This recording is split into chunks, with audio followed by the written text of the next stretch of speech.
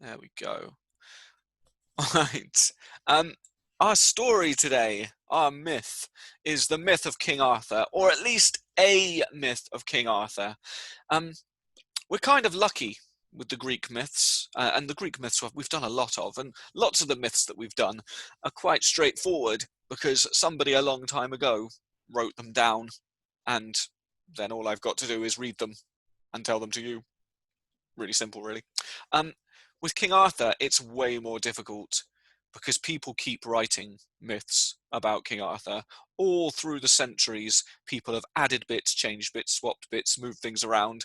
Um, in some stories, some of the characters are good guys. In others, they're the bad guys. In some stories, even King Arthur is the bad guy. So it's really hard to work out what the myth is. So today we are having a myth about King Arthur, and I've tried to make the myth that fits with most of the original accounts. I've tried to keep away in this one from the more Christian medieval King Arthur. We're going to focus on something which is going to be closer to, although not exactly maybe, the original King Arthur. But at points, there are characters in there who have kind of been, changed over the coming or the past centuries. So the stories today, you may recognize some bits, you may not recognize some bits. Um, Galaxy says boring. Oh, you wait. There's gonna be dragons, people. There's gonna be dragons. Um, uh, so yeah, some of it you may be familiar with. Others of it you might think, hang on, I know a different version, which is fine because there are lots of versions. Yeah. Um, but our story today doesn't start with King Arthur at all. King Arthur hasn't even been born yet. Our story today starts with a young boy called Merlin. Now here's Merlin on the screen with his pet, I don't know, falcon or something on his shoulder. Merlin is a bit of a tragic figure, unfortunately. He is a person with great power, but also who goes through great sorrow. Ooh. And to be honest, his life doesn't start too good. Good morning, Gwen. Um, what happens is our story is starting sometime probably in the 5th century, something like that. It's the time when Britain is in the Dark Ages. Ooh, sounds very bad. The Dark Ages are a time when the Romans, who had brought all kinds of wonderful light to the country, have gone home. They've had to leave. Some pesky guys came along and burnt Rome to the ground, and now they've got to go and fix it. And so they leave Britain alone. And the people left in Britain are a bit of a mix-mash people, I suppose. We call them Britons because they come from Britain. But these are a mixture of Celts and Romans and probably some other groups as well, who try and sort of scrub along as best they can. But it used to be, when the Romans were there, that there was a Roman emperor who would rule over the place and everything was kind of, well, clear, yeah? When the Romans leave, there's no one king of England anymore or king of Britain, and so the whole place just goes into chaos. Now, where does Merlin fit in? Well, Merlin, as I say, he's a tragic figure. He's a young boy who's kind of special, but not in a good way. He's a young boy without a father. Oh, how sad. And I don't mean in the way of he had a father and he lost him. I mean in the way that he never had a father. There is no father. There's just a mother and something darker. Now, one of the kings of Britain, because there are a lot at this time, a king in Wales, in fact, he's trying to build a castle because the people of Britain have a problem. Not only have the Romans left, and not only is the whole thing a bit chaotic, but now there are invaders coming. Invaders from over the sea, from Germany. And we call these people Saxons, although some of them are also called Angles or Jutes. But we'll call them Saxons in our story today. The Saxons are coming and they're taking over Britain piece by piece, and the people are being pushed, the British, from the east into the west. They're all having to go into the weird corners of Britain, like Cornwall or Wales or up into Scotland. Now, the Saxons are coming, and the Britons, the kings of Britain, are trying to build their castles nice and strong and tough to try and stop the Saxons coming in. And there's one king in Wales who keeps on building a castle, but every time he builds it, the walls just crumble and fall. Never is he going to get a castle that's strong enough to stop the Saxons if every time he builds it, it falls down. Oh no. So, this king, he goes and he talks to the wise people of the realm, and they tell him, you need to find a boy with no father. Ooh, sound familiar? You have to go and find a boy with no father, and you need to sacrifice him. You need to kill him, and through killing him, your castle will become strong. Kit is saying, Vortigern's castle it is indeed. Now, Vortigern then sends out a group of child hunters. Pretty rare nowadays, but there you go. Back in the times of ancient Britain, he gathered together a group of child hunters, and out they go, looking for a boy with no father. Now they roam the countryside for a very long time, hither and yon, until they find a group. Gwen asks, how can he have no father? Oh, I will tell you. I will tell you indeed. These child hunters, they find a group of children playing, pretty good for child hunters, that is their job after all. And these boys are all playing a nice fun game, probably with sticks in the forest or something. But then off to the side is a sad little thing, a poor boy who gets bullied by the other boys because he has no father. Now the child hunters hear this, and they say, we better check this out, that this is true, because we don't want to just go around sacrificing any old child. So they take the boy, Merlin, and they find his mother, and they say to his mother, is this true? Has Merlin got no father? And the mother says, unfortunately, yes. Unfortunately, I was sleeping one night when a demon came to me. A scary, spookily demon. And the demon gave me a baby. And that baby is this boy Merlin. So, the child hunters, they're pretty happy. They've gone and caught themselves the perfect boy. The boy without a father. Unless you count the demon, which we don't count as a father, because they're different. I don't know. Now, Merlin, yes, yeah, Phoebe and Kezia, yes, there is a father in a way, but it's not like a human father. It's like demon magic. Yeah, I don't know. The demon child, Merlin, is then taken back to Vortigern, back to the king, because the king is going to sacrifice him and make the walls of his castle strong and tough enough to stop the Saxons. Now, Merlin is being carried along. Oh dear, Rowan is now angry. Why do all these stories start with a child having to die, or being stolen, or something terrible? I mean, there you go. Um, it, it is sad, isn't it? But it's okay. It's not as bad as we think. Now, at this point, Merlin is just a boy. We'll say, I mean, looking at this picture, maybe we'll say he's 11, something like that. I don't know. But the child hunters, they take him back to Vortigern, and Vortigern sees him coming. He's being dragged by these child hunters back to the castle. And all of a sudden, Merlin's eyes roll back in his head, completely white.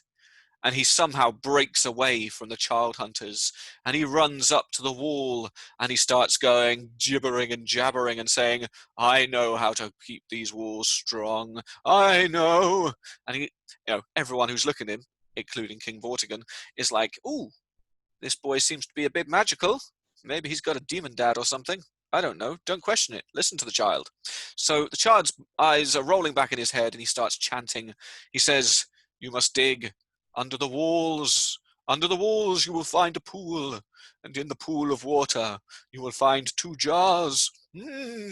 Smash the jars, and your castle walls will be strong. Now, at this point, the king says, Cool. Maybe we don't have to kill the child. Maybe instead we can just do what this weird boy says. And so he gets his, I like to think the child hunters, they deserve to do a bit of a hard job. He gets them to start digging underneath where they're trying to build the walls. And sure enough, it's not too long before they find an underground pool. And by feeling around in the water, they find 2 clay jars. And they bring them to the king, and the king smashes them on the ground. And something pretty cool happens. From the jars come 2 huge dragons, one red and one white. And the dragons, they start to battle in the sky over Vortigern's wannabe castle, fighting, tearing each other, breathing fire on each other, battling each other, like only dragons can. Oh no. The dragons, there's this almighty, terrible fight in the sky, and we can imagine that Vortigern and his men and the child hunters and Merlin, they're all sort of cowering away, hoping to stay out the way of these ginormous creatures battling in the sky. Now, one of these creatures represents the Britons, the people of Britain. The other represents the Saxons, the invaders. And of course, the red dragon is the dragon of Britain. The white dragon is the dragon of the Saxons. A good question there, Ibrahim. Who's winning? Well, after a while of fighting up there in the sky, the red dragon gives the white dragon an almighty wallop, and the white dragon flies away. Runs away, you would say, but he's doing it with wings. So, in this instance, the Britons have defeated the Saxons, you see.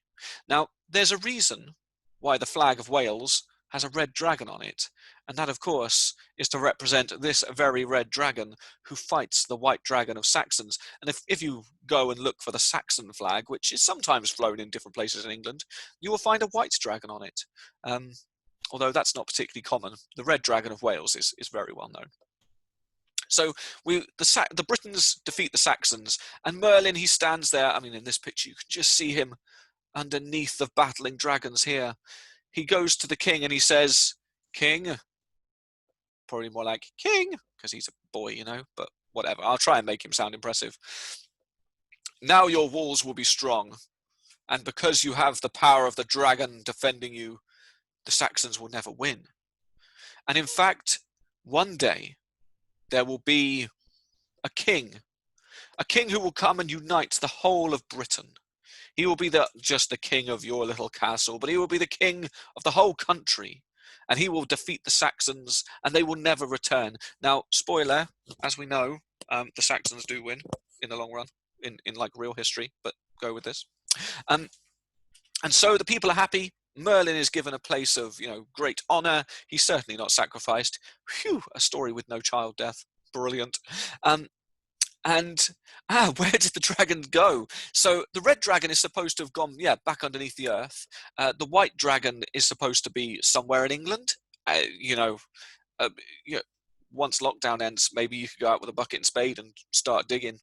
Yeah. See if we can find these.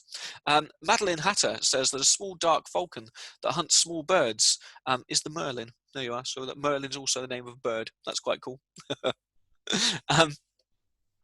Eliza asks, are there any more things in the story that link to our flags or traditions? Certainly our traditions, but maybe not so much our flags. No. The flag of Britain doesn't really have any relation to the old flag of Wales, but there is. I mean, you can look it up on the internet. You can find the flag of the Saxons, and you'll see the white dragon there. Now, as a little aside, because this isn't really part of the main story, Merlin, he's cool now. Everyone's happy with him. No longer does he get bullied. People are maybe a bit scared of him because he wanders around being all mystical and magical. He's a druid, and we mentioned druids in the history lesson last week. The ancient history lesson. He's one of these people who knows all about the mistletoe and the stars and the animals and can tell the future and do all this. As a little aside, Merlin, as he grows up, he goes and builds a little thing called Stonehenge. Here he is down here. I'll make this one a bit bigger. He decides that he wants a special sacred circle built, and, well, if you want something doing, you do it yourself. So he magically transports stones from Ireland. He brings them over the sea, and he creates Stonehenge to do all his cool spells in. Yeah. Isabel asks, really? Um, it's a myth. Probably not. Probably some guys dragged some stones and made it, but hey, it's a story. If there's dragons, there may as well be floating stones. Why not? So, there's Merlin building Stonehenge. Now, fast forward a few years, and by this point, Merlin is an old man, wise and gnarled like an old tree, with a great big beard. And there is a king. The geographical details get hazy here. He's probably not in Wales, although he could be in Wales. He could maybe be in the southwest of England. But we've got a king called Uther Pendragon. And here's a representation of him. He looks pretty cool. He's got a big sword. He's got a big beard. He's got a lot of hair. Cool guy. Uther Pendragon, he falls in love with another king's wife, a queen that is not his own queen, and he wants to make a baby with her. So he uses the magic of Merlin to transform himself into a lookalike of the queen's actual husband, and then he sneaks away, and they make a baby, and this baby is called Arthur. There you go. Now, Arthur then is not a proper king, because he has been made in this sneaky way using the magic of Merlin. Yeah. Danny questions whether historians would go with this with these ideas. Yeah, try not to find too much history in this, guys. It's there. There are little scatterings of history, but also there's a lot of magic and dragons and stuff. So I don't know. So Arthur is now not a legitimate son of the king because he has been sneakily born. Yeah, he's not the son of the proper king and queen. So this baby, in some stories, he gets spirited away and he has to go and live somewhere else. In other stories, he grows up with Uther Pendragon, but he's kind of not respected very much. In our version, we're going to go for him being sent away. He ends up having to go and live with, some peasants somewhere. And, well, for Arthur, it's kind of a boring childhood, I guess. I mean, he's just some normal guy. He doesn't know that really he is the King of England, or the future King of England. Now, Merlin, he comes to Uther one day, and he says, someday there will be a king, and the king will unite all of England, just like he said to Vortigern. And he says, just to help you, people, I'm Merlin, I can do magic. I have taken a sword, and I've stuck it in a stone. It seemed like a good idea at the time. I put this sword in the stone, and only one person can pull it out, and that person will be the true King of England.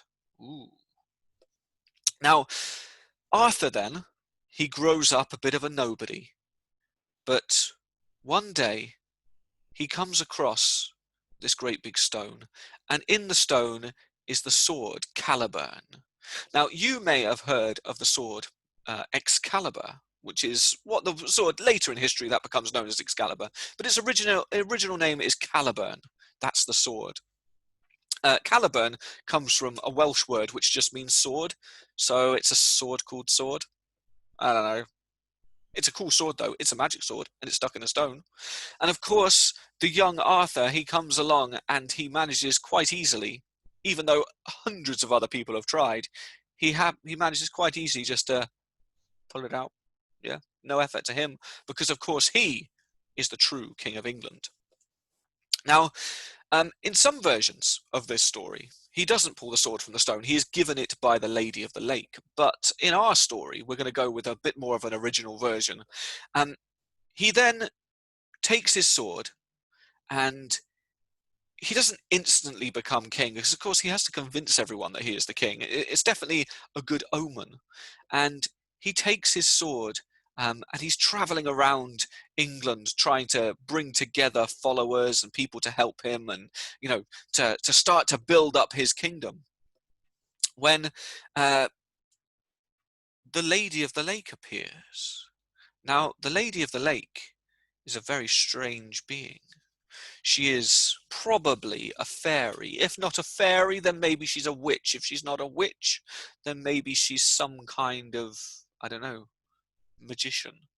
But she's very wet because she came out of a lake, so, there you go. She rises up out of the water, and she blesses his sword, Caliburn, and gives it extra super magical powers. And she says, "Take this sword, and you will become king of all England."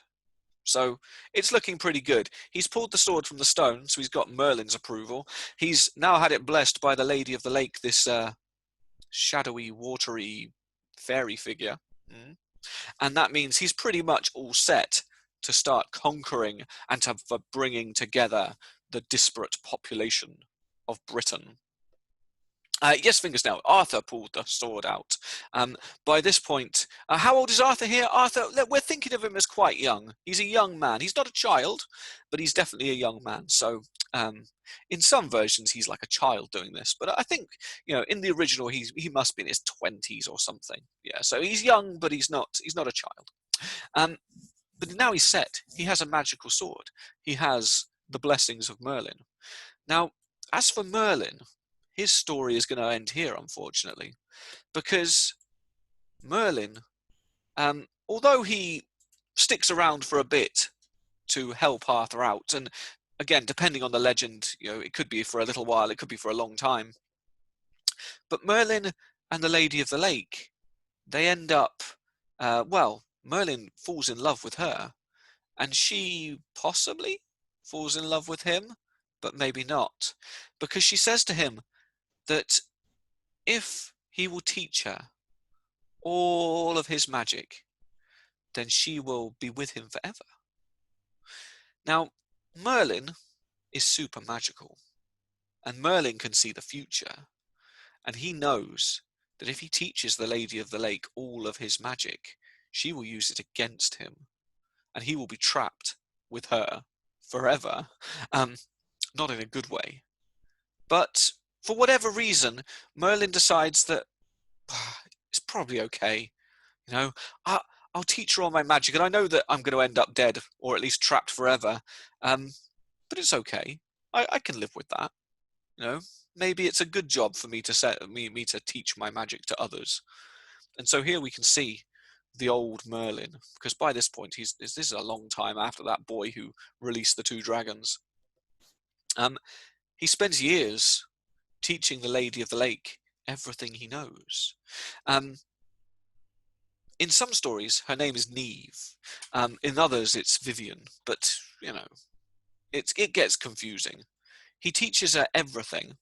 And sure enough, just like he kind of suspected, when he teaches her all of his magic, the first thing she does is she traps him with his own magic that she's just learnt from him in Glastonbury Tor. Here's Glastonbury Tor over here, which is down in Somerset.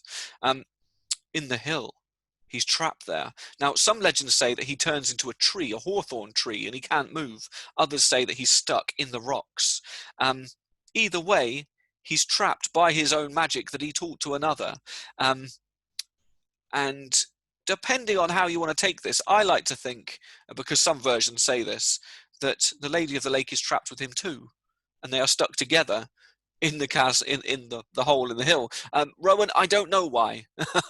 Maybe this is telling us that the time of the Druids is over. Yeah, the time of magic has to go, and so our two magical characters, or two of the magical characters, we'll see some more in a bit. These two characters, they have to go away, and they have to wait in the stones under the Tor. Maybe they'll come back one day when the magic is ready to be released, but I don't know. Gwen says the Lady of the Lake's name is Nineveh. Yes, these characters have lots of different names, and so in some versions she's one thing, and in others she's another. So there you are. So that's where Merlin ends our story today. But of course, we can carry on because Arthur is still out there, and Arthur has got a lot to do. Arthur has to build his new city and his new kingdom. He has to bring everything together. So here's a picture of King Arthur sometime later.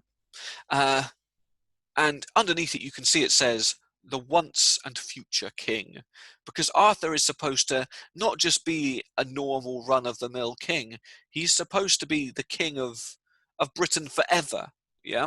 Not literally, but as we'll see at the end, he kind of hangs around for a bit. um, Raven Queen says that the time of magic is not over because of Harry Potter. Quite right. I mean, there is still magic in Britain. You're quite right. Rowan says this is the boring part. He's going to go build a castle, whatever. No, it's not boring at all. So King Arthur, he gathers around him a group of heroes. Think the Avengers, but I don't know, more like knights. Yeah. He brings them together, and he uses them alongside them and many common people. He starts to, first of all, he takes the kingdom of his father, Uther Pendragon. In some ways, in some stories, that's a violent takeover. In others, he is just given the kingdom. He then proceeds to move around Britain, conquering kingdom after kingdom. Some kings, they see him coming and they bend the knee. They bow down to him because they can see that he has Caliban, the magic sword, and therefore he must be the rightful king of England. So they just say, cool, take my job. That's all right. I'll be a friend of the King of England, and maybe they would then become knights. Others are not so happy, as you can imagine, if you're a king and some other guy comes and says, oh, look, I got this magical damp sword. I'm now king of everything. You know, some people are not going to go with that, yeah? So there are many battles. Now, in the oldest versions, King Arthur, he doesn't just roam around England, bringing the place together. He also crosses the sea. He goes and conquers northern France. He goes and conquers what it would be now Holland, and even up into Norway, and he just smashes the lot. You know, taking treasure, installing new powerful kings, and making this mighty empire. But really, we're interested in him being the king of the Britons, the once and future king, the king now and the king again sometime. Um, uh, uh, Are there any battles at Bosworth? I don't know. Maybe King Arthur fights some Saxon warlord at Bosworth, and centuries later, Richard III gets killed on the same spot as that Saxon king in some kind of poetic, way. I don't know. It's at this point when our myth it loses a lot of its detail. We've got King Arthur, and we can imagine that there's lots of battles, there's lots of wars, there's lots of kings fighting this. I mean, early in his career, he's got the benefit of having Merlin on his side, but of course now Merlin's gone, so he hasn't got the magic there.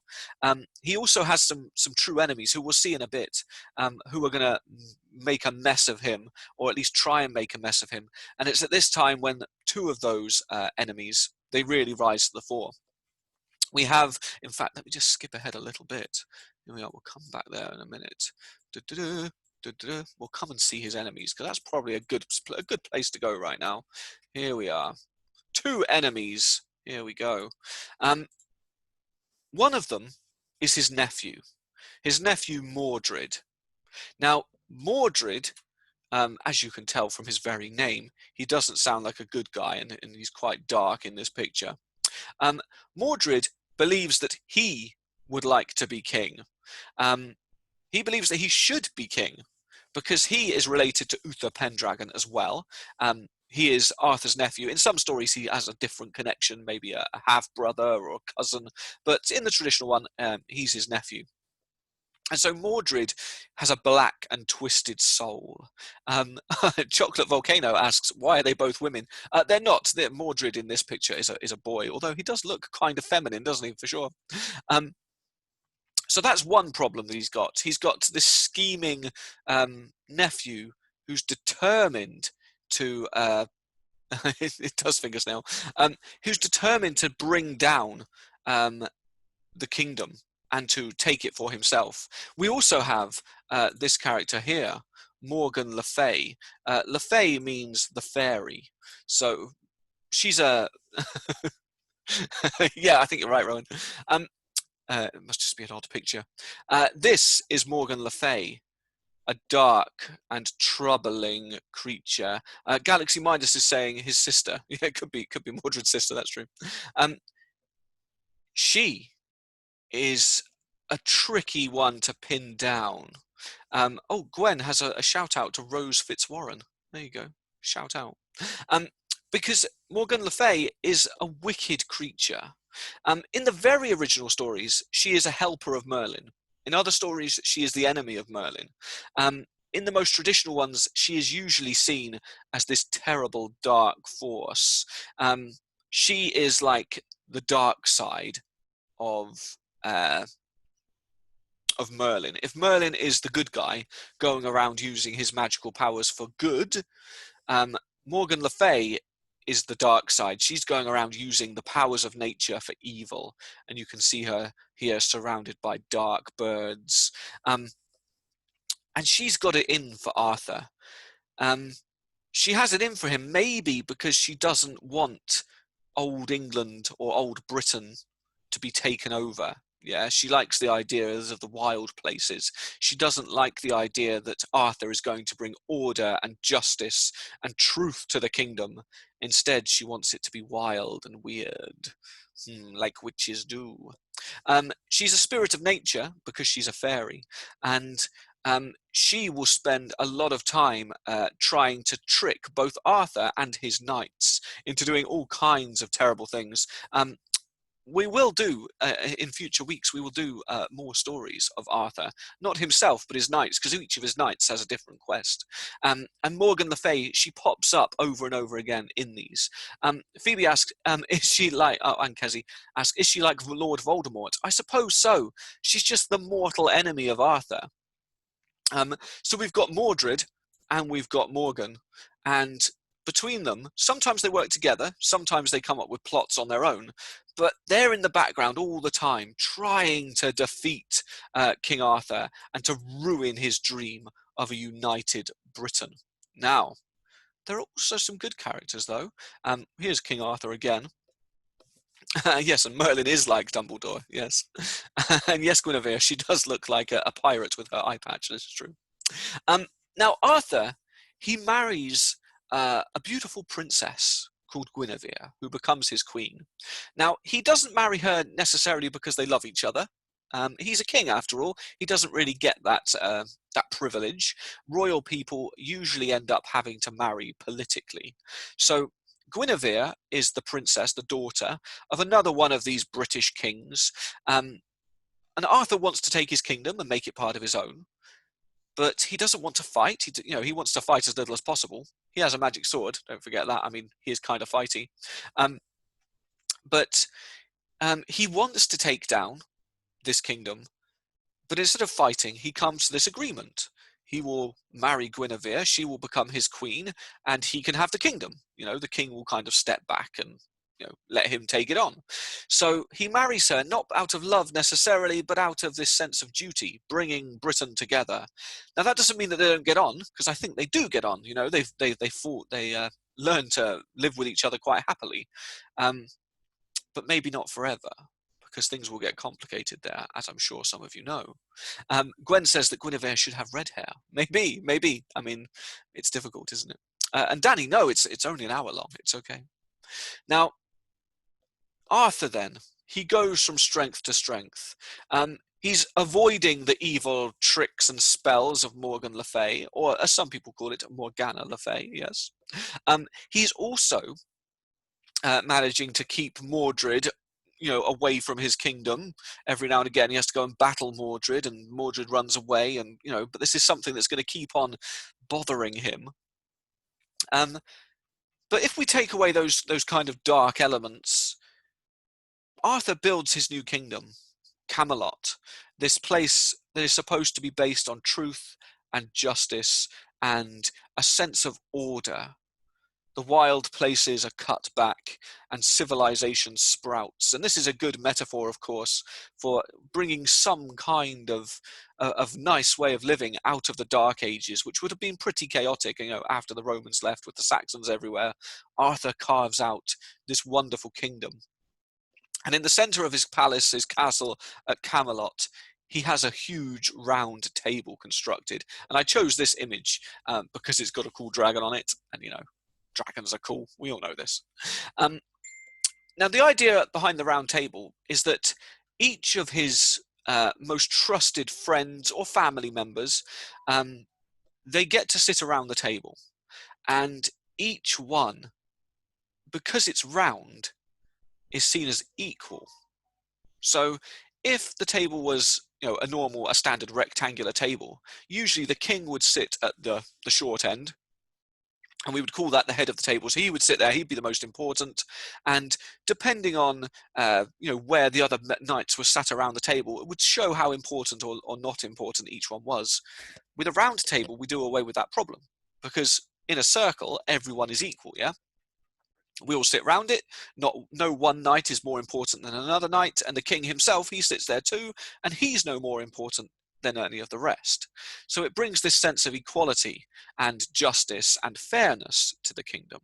And so Camelot flourishes as this beacon of hope in a world of darkness and Saxons.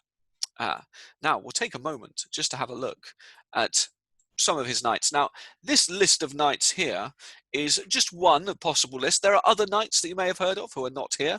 There are some here that you think, they don't count as knights, but we've got to go with something, so we're going with this list here. We've got King Arthur. He's at the head of the table. Not that there is a head, but everyone kind of knows he's the king because he's got the crown on. Not totally equal. Raven Queen points out that there are no ladies at this table, so it's not completely equal. No, equal among very important, powerful men. Yes, there's no peasants at this table, and there's no ladies. No, sorry.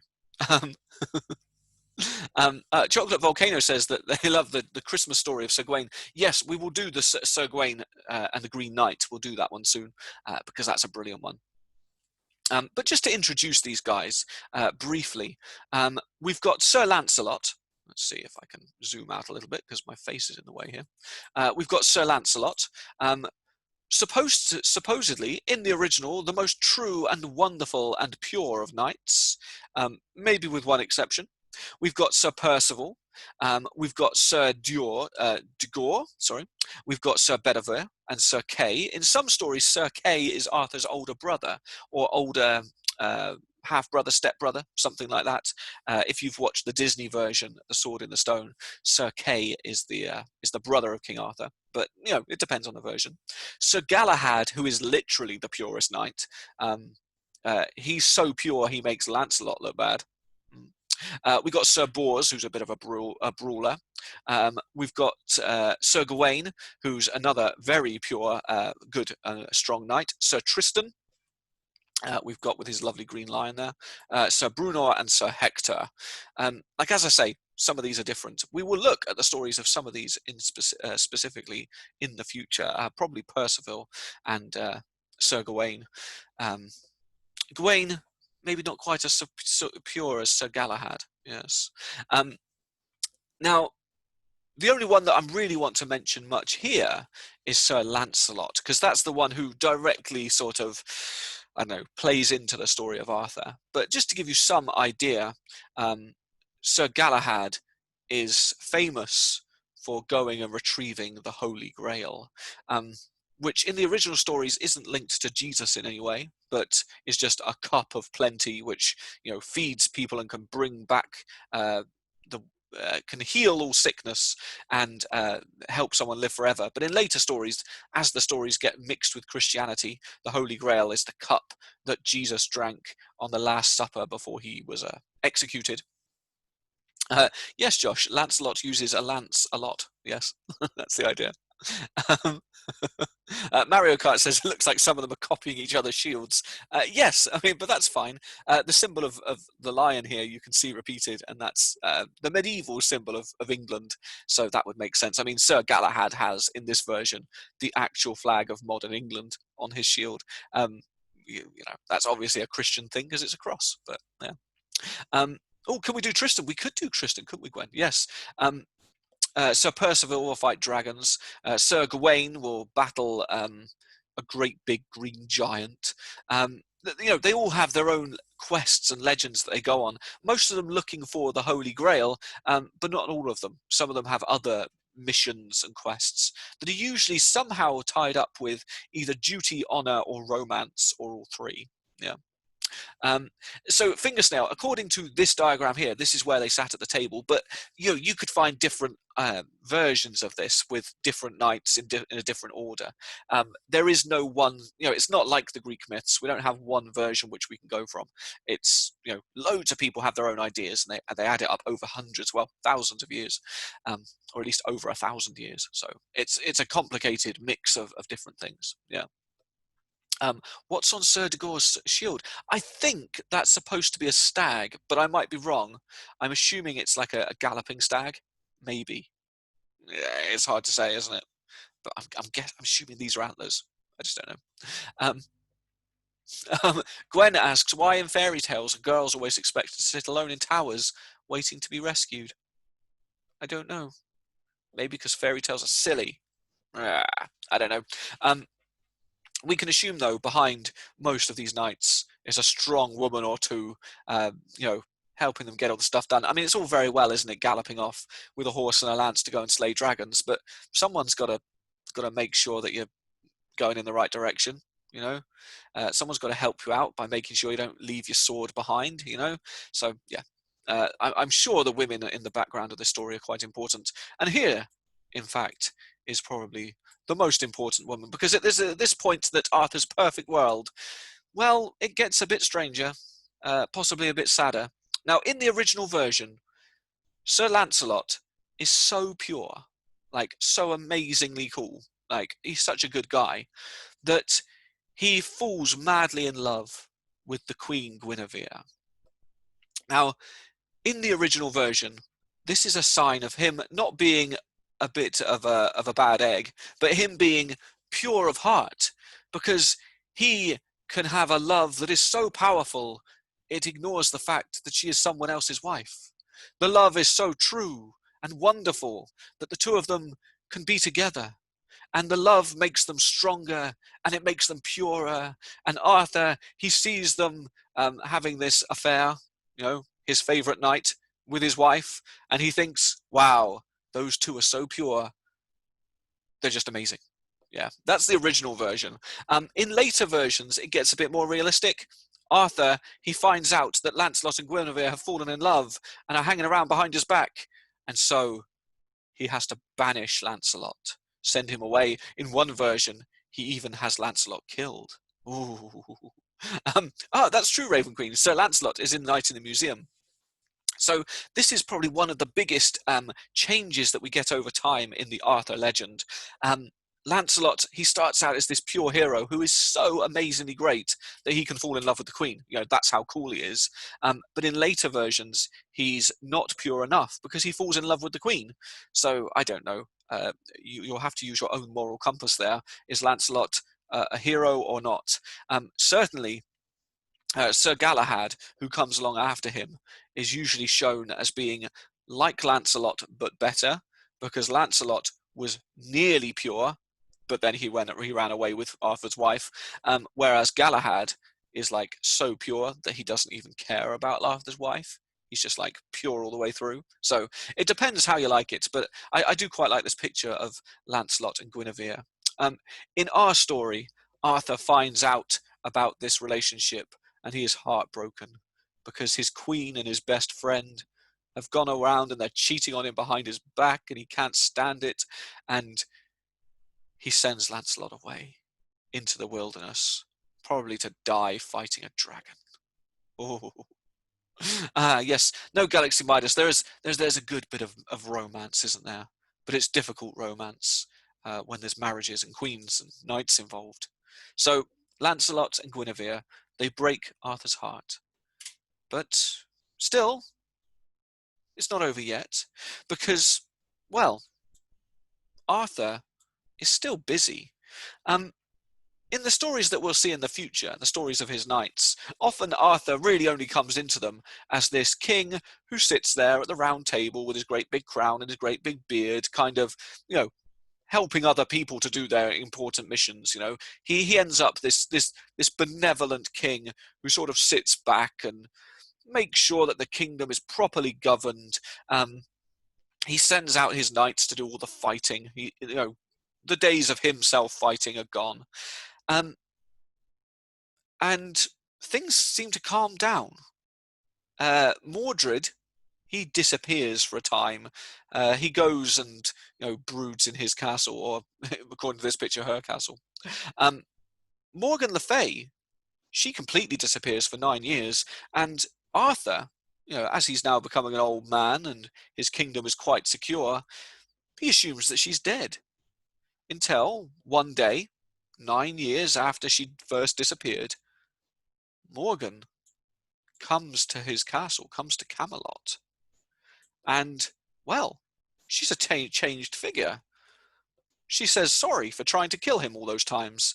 I mean, I know we didn't go into detail on how she's trying to kill him, but as we'll see other myths, you'll realize that she can cause a lot of trouble. She apologizes, and she says that she has learnt the error of her ways. She has been studying the books of the wise and the magics and the secrets of nature even more, and she has realized that actually darkness is not the way forward. Raven Queen says, suspicious. It's not suspicious. Danny says lies. No. Morgan Le Fay and Arthur, they become the best of friends. And Morgan, with her now good magic, she helps him to build Camelot even stronger and even tougher. She stops helping out Mordred. Or does she? And she helps to make Camelot a great place. Now, I'll leave it up to you to decide just how good or not Morgan Le Fay is. But, of course, all great legends have to come to an end. And this ending comes when Mordred, the evil Mordred, jealous Mordred who wants the kingdom, he appears in the south of the country, probably somewhere in Kent, but it's very difficult to put locations on this stuff. And he's got an army with him, quite a powerful army, and he starts marching towards Camelot. Now, Arthur, he's been in retirement for a little while. Like I say, he's sending his knights out to do the fighting, but he sees Mordred coming, and he decides that this is the time to end this once and for all. And so he gathers together his knights. He gathers together the soldiers and the people of Camelot, and they march down away from Camelot into the east to fight Mordred. Now, it's probably no coincidence that the Saxons come from the east, even though Mordred isn't supposed to be Saxon. But there is this great battle on the beach, down in the sand, as Mordred's army is advancing along the south coast. Arthur's army meets up with him, and there's one final battle. Now, this battle is brutal. The other battles that Arthur has fought have not been, nice, fun times, but this one is particularly bad. You can imagine it with the soldiers. They're there on the beach just fighting, the knights, their horses galloping around. It's said to be an overcast grey day with the rain lashing down and the tide is coming in. So it does look like Darth Vader here, doesn't he? Yeah, Mordred in the black, Arthur in the red here. The red of the red dragon, I guess. The tide is coming in, so the beach is shrinking as the soldiers are fighting in the water. And finally, Arthur and Mordred, they meet hand to hand and they battle each other mano a mano, one against the other. Now, we don't know exactly what happens to Arthur at this point. What we do know is that he doesn't come back from this battle. Some say that Mordred killed him then and there, and his dead body just fell to the floor. Others say that Arthur was mortally wounded, and he staggers away, or is whisked away by his fellow knights, and they put him somewhere secret. They hide his body. Exactly where his body is, I don't know. Some say it's at Glastonbury, along with Merlin's body, chilling out under Glastonbury Tor. Some say it was taken to Cornwall. Some say it just got lost in the sea. Yes, Galaxy Midas. Maybe Mordred just killed him and left him in the sea. There's a legend, though, a legend about the legend, that says that one day, when Britain is in its time of need, Arthur will come back. Because he's not dead. He's, of course, the once and future king. And, well, we're galloping towards the future, aren't we? So maybe someday, hopefully not too soon, Arthur will come back and he will defeat whatever enemy is facing Britain that time and take back his throne at Camelot. I don't know. What we do know, though, is that it's not just Arthur that disappeared that day. Mordred did too. Arthur probably killed him. Maybe. Or maybe he just, ran away. Chocolate Volcano says, is Arthur going to come back and fight the coronavirus? Probably not. Unless he's a very, very small Arthur. He's tiny. Maybe he comes back as like a microbe or something, but it's unlikely. So the two of them die there at that battle. And Camelot, it's never quite the same again. All great things come to an end. Arthur kept that place together, and it kind of falls into ruin. And of course, as we know our history, the Saxons eventually gobble up England, at least, leaving the Britons hiding out in Wales and maybe down in Cornwall with their red dragon on their flag. There you go. So thank you very much, everyone. It's been wonderful doing these lessons, and I will still be going just on Monday next week. So on Monday, we're going to have more mythology, actually. So I will see you there for that. Thank you very much for all the people who have come and given me amazing work to look at, and thank you to all of those of you who have given me interesting things to read in the chat. I'm telling you, you guys can't see the chat. I'm letting you know, it's completely mad. Yeah. When I answer questions in the chat, it's really only a few questions because a lot of the stuff in there is completely bonkers. It'd be nice to be able to show the rest of you someday. But yes, so thank you very much, and I'll see you all on Monday. Have a great weekend. Adios. Well, if it will let me go. There we go. Bye.